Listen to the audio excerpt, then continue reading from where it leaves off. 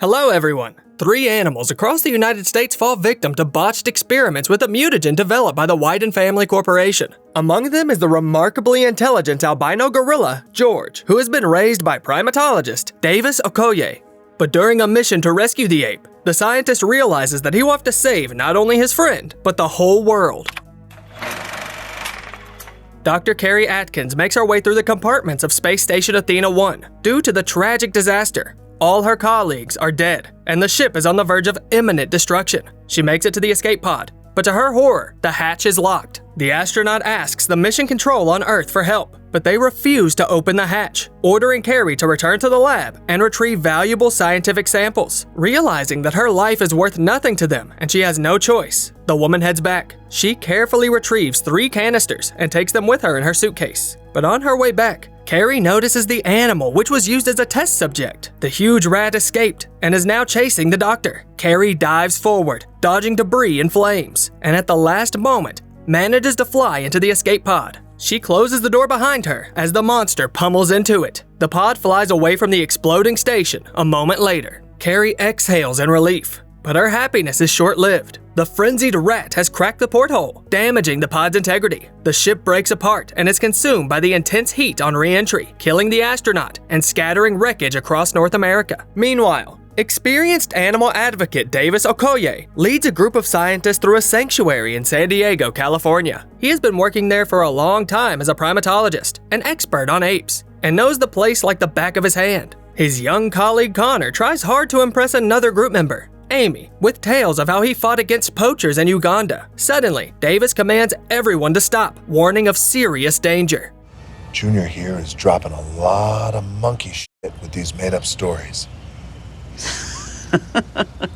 But a minute later, they have to cut their chatter short. As they walk out into the clearing, they see a group of gorillas in front of them. The young male named Pavo is new to the sanctuary, and he's acting too aggressively, trying to get the attention of 2 females with cubs. After comparing him to Connor, who has just been showing off in front of Amy, Davis intervenes and uses sign language to send the gorillas he knows away, leaving Pavo alone. He calms down the nervous male, but then the adult albino gorilla George emerges from the bushes behind him, not happy to see a newcomer in the pack. Pavo gets nervous too, and Davis orders his colleagues to freeze. But inexperienced Connor doesn't listen, and in a panic, he starts to back away to avoid getting caught between 2 fighting gorillas. Pavo reacts and chases him. He knocks Connor down to the ground, but he is saved by George, who tosses the aggressor aside with a powerful shove. Pavo whimpers and hides in the bushes. Davis thanks George, who laughs at the scared humans. The ape is very amused by the whole situation. In sign language, Davis explains that George's joke wasn't so great, and he needs to be more patient with Pavo. The newcomer's family was killed by poachers, and Davis asks him to accept the young orphan into George's family and be nicer to him. The gorilla behaves as if he's an old friend of Davis, playfully engaging in sign language banter. It appears that Davis has even taught him inappropriate gestures, which he now regrets. In the end, George promises to accept Pavo and gives Davis a friendly fist bump. Shortly after, Amy, clearly impressed by Davis, attempts to invite him to spend the evening discussing gorilla submission techniques. It seems like a subtle invitation for a date, but Davis declines, wanting to spend some time alone. Nelson, his colleague, doesn't understand why Davis prefers the company of animals. Animals like you, they lick you. They don't like you, they eat you. So you always know where you stand. Or where you lie, all chewed up in their belly because they ate you. That same night, pieces of the escape pod fall into the wildlife sanctuary. The 3 sturdy canisters that Dr. Carey was able to salvage from the lab survive re-entry and stay nearly intact. One of the samples is found by George, and the green substance gets inside his body. In another state, a canister falls next to a wolf, and a third is swallowed by a creature in the water. Davis learns of a strange incident at the sanctuary, and the next day he and Nelson enter the grizzly enclosure, where George snuck in during the night. To their horror, they see the bear's carcass, but Davis orders Nelson to put his rifle down so as not to rile up the gorilla. George hides and looks very frightened. The bear has also wounded him, and the gorilla regrets what he has done. He comes out of the cave, and it becomes clear that he has grown several times overnight. In the jungle, scientists find a container that fell from the sky and take it to the lab. In his office, businessman Brett Wyden is furious and destroying a scale model of the Athena-1 space station, Energyne. His company has invested an enormous sum of money into the project. His sister Claire visits him to tell him that not all is lost. Although the station is destroyed, the results of their rampage experiments should have survived the fall to Earth. If they can find the samples, the customers will pay a lot of money for them. Brett worries that if someone gets ahead of them, the company's plans will be revealed, in which case the brother and sister will go to prison because their experiments were illegal. There's a reason we were doing these experiments in space, and it wasn't exactly for the betterment of humanity. To extract the samples, the Widens enlist the help of a mercenary named Burke and his private military company. The soldiers are urgently taken by helicopter to the site where the second canister crashed. There, they discovered that someone has already emptied it, with the corpses of an entire pack of wolves lying nearby. Claire orders the soldiers to catch the mutant who did this. The Widens aren't the only ones to learn about the incident. Scientist Kate Caldwell hears a news report about the space station explosion and the resulting debris landing in the sanctuary. She is shocked, as she appears to be aware of the secret experiment. Even though she is once again running late for work, Kate lies to her boss about a car spontaneously exploding in traffic before her and heads straight to the sanctuary. In the meantime, Davis and Nelson place George in a cage to examine his vital signs. They discover a lethal dose of growth hormone in the gorilla's blood, and its amount grows each time they do the tests. Nelson fears that George is no longer the friendly gorilla they knew and wants to report the incident to the authorities. Davis refuses, as he realizes that the aggressive George will be put down. Instead, Davis will try his best to cure his friend. Nelson promises to buy him as much time as he can. Soon, Kate arrives at the sanctuary. She says that she is an employee of Energine and has personally worked on the mutagen. Davis doesn't trust her until the woman explains what's happening to George and assures him that only she can cure his troubling symptoms. To do this, she needs to do research and figure out what animal genes got into the ape's DNA. Energine has been working on a substance that incorporates the best qualities of different species into test subjects' genes. Kate is very surprised to see an albino gorilla who knows sign language. Meanwhile, they need to feed the gorilla, as he has an insatiable appetite due to his rapid growth. Suddenly, George becomes enraged and destroys his cage. Davis saves Kate from the bars falling on her. The gorilla runs forward, disobeying Davis, and breaks through the walls, scaring the employees and visitors outside. Police officers quickly arrive at the scene and prepare to open fire on the gorilla. Davis stops them and assures them that he has the situation under control. He manages to briefly calm George, who is once again frightened by his own behavior. But before they can agree on what to do next, a helicopter appears and a sniper shoots tranquilizer darts at the gorilla. George takes a few steps and falls unconscious. Meanwhile, Burke and his team discover a mutated wolf. They manage to shoot it from the helicopter, but all they find on the ground instead of a corpse is a huge paw print. Suddenly, a frightened pack of deer rushes past the soldiers, followed by a 30-foot-tall wolf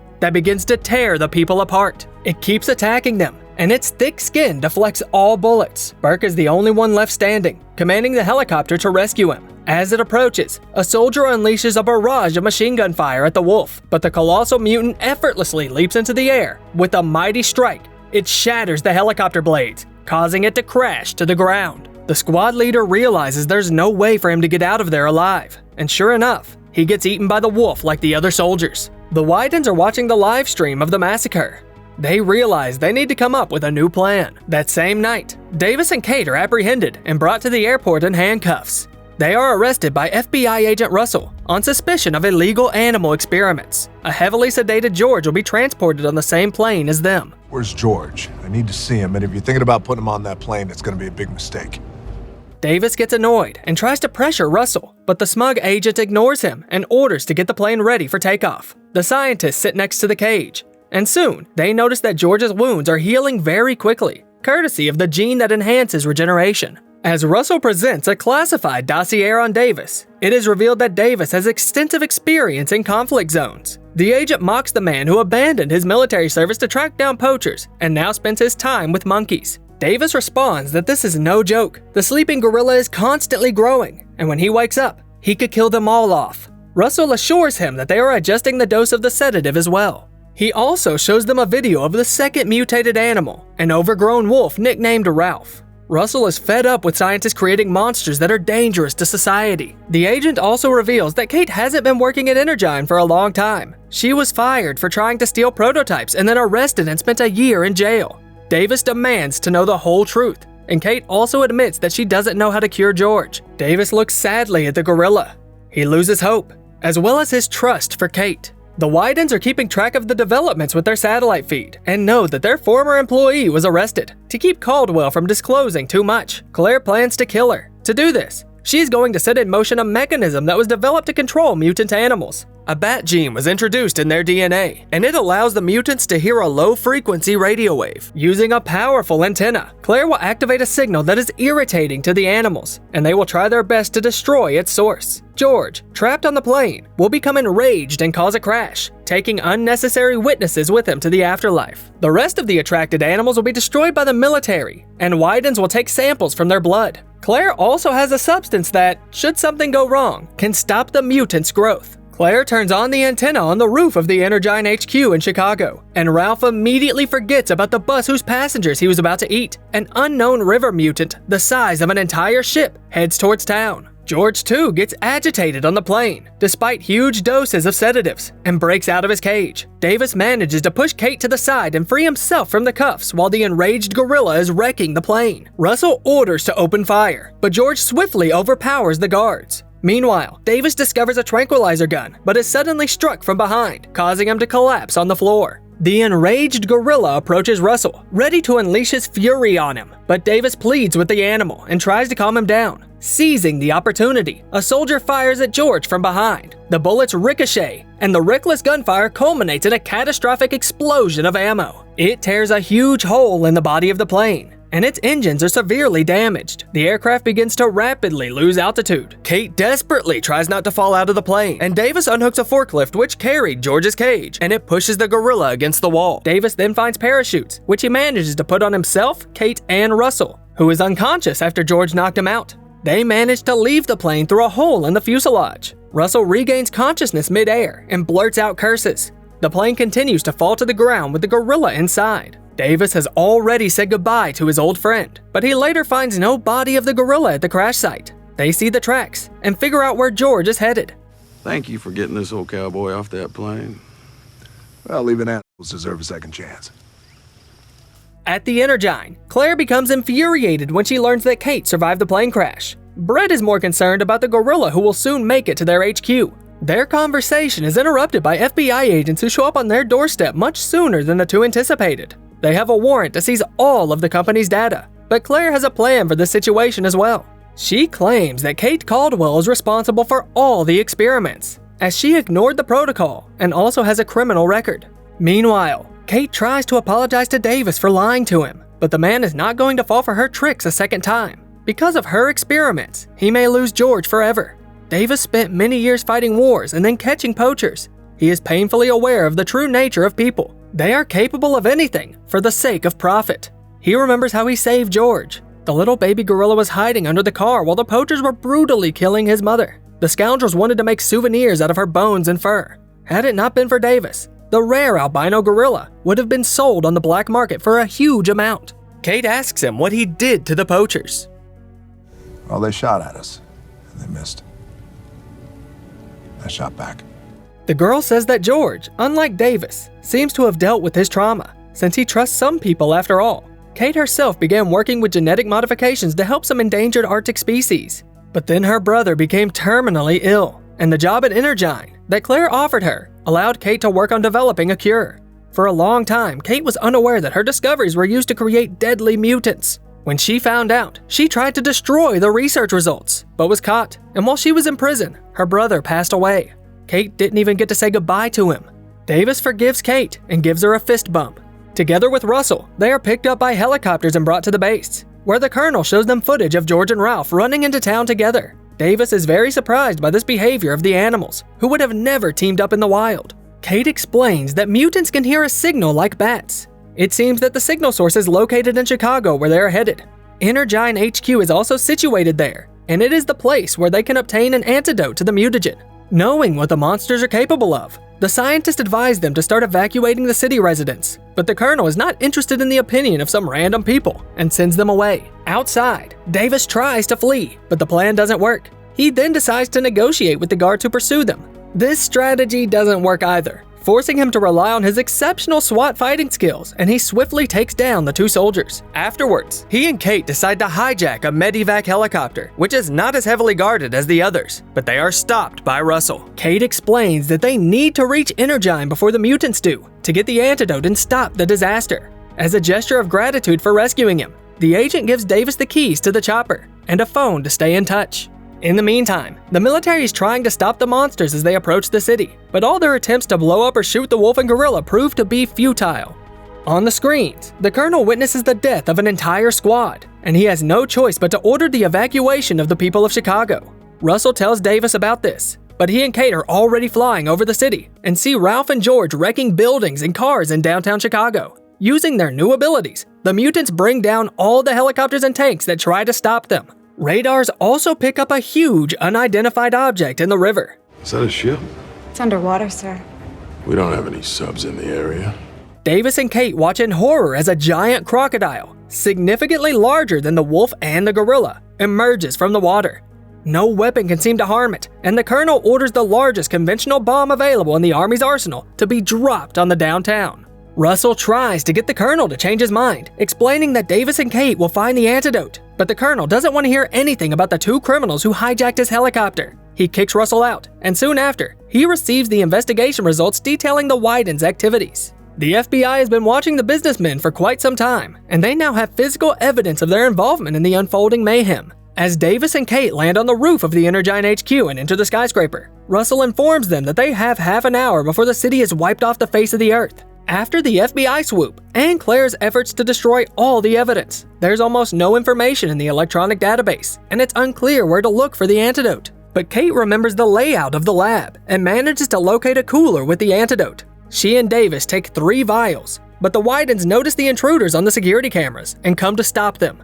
Claire says that the antidote reduces aggression, but will not change the size of the animals. She takes the antidote away from Kate and shoots Davis, who falls unconscious. Claire takes Kate hostage and leads her to the roof, where a helicopter is waiting for them.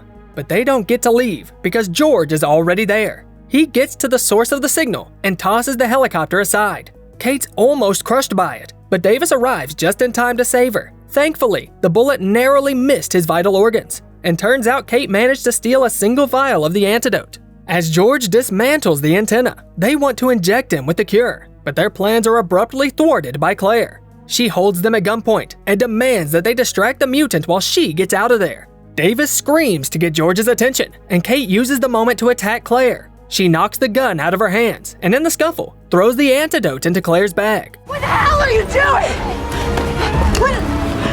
Feeding the monster to the gorilla. George grabs and swallows the CEO of Energyne whole, along with the antidote. Meanwhile, Brett tries to escape down the stairs, taking his computer and lab rat with him. He hopes to continue the family business alone, but Russell is waiting for him on the first floor. The agent promises to let the man go in exchange for the evidence he is holding. Brett agrees, but as soon as he steps out of the building, he's flattened by falling debris. Russell chooses another exit to escape the crumbling skyscraper. The wolf and the crocodile are already crawling up the building, while George begins to calm down, thanks to the antidote. But the skyscraper will fall apart before he fully comes to his senses. Davis and Kate get into the broken helicopter, realizing it's their only chance to leave the building before it collapses. Although it's missing the tail and can't fly upward, the main rotor will cushion the fall. Finally, yielding to the huge monsters, the skyscraper collapses onto the city streets. Kate and Davis survive the crash in the cockpit of the chopper. They quickly realize that the military could still initiate the airstrike on the city, even with the streets full of people. Suddenly, the ground trembles, and George emerges from under the wreckage. Oh, I look like shit. Oh, okay. Well, you look like big shit.